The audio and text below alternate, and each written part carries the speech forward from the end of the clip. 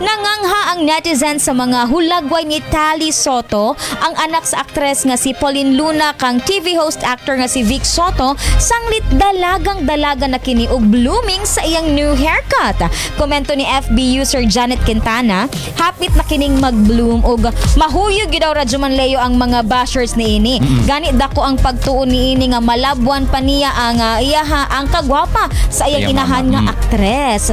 Nya kani daw ang ginapaabot nila no sa in the near future nig madalagan na si Tali. Nya kahinumduman radyo man Leo nga kini si Tali no wala ni siya ka-ikyas sa mga panglibak sa netizens. Gani daghan pa ang gaingon kaniadto nga daw sa dili kini anak ni Vic og ni Pauleen kay dili man daw kanaong sa couple.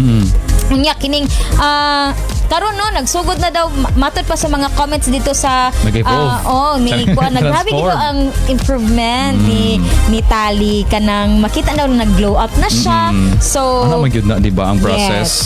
Di ba tamo ditso og kakuan di ba? Lagi pud ta kabulingit no kanang mga sipunon, may ana ba kanang di ba pag nay makita sa tuwa kanang mga iyaan nato nga dugan nato nakita hala to una kay sipunon pa man kining bataan. Yagit pa man kay ni oy. Di pa man ikabalo man. Kabalo man ulay Ginoo ko bitaw. Moagi kita na magkasama. But kani siya no pahinumdum pod makasama na be extra careful gyud sa inyong mga pulong nga ginabuhian ilabi na dinha sa social media kay kani si Tali wa ni nang hilabot sa ato pero ang mga tao daghan gyud kaayog mga hilab tunon. Normal man gyud na radyo man. Yes, kay mga public figure wa pod ni sila gud no. Bisan dili public figure nagi maingon tao sa imuha.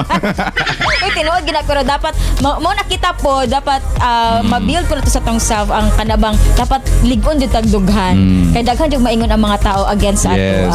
Nya napay ubang bashers radyo man Leo nga mura pong mga ginikanan naman unta pero mura pong gyapong mga way buot no nga kanang magsigig pang bash og mga bata dinha sa social media. So ay nga na man good radyo man jud insecure lang jud na ang mga ingana nga ginikanan kung unsa ilang makita sa laing bata yung nya nakita sa ilang anak mang bash na lang sila sa lain aron ma-degrade ang confidence o kanang mga para it's a tie ba pangit mo na ko pangit po na ko yung mga anak.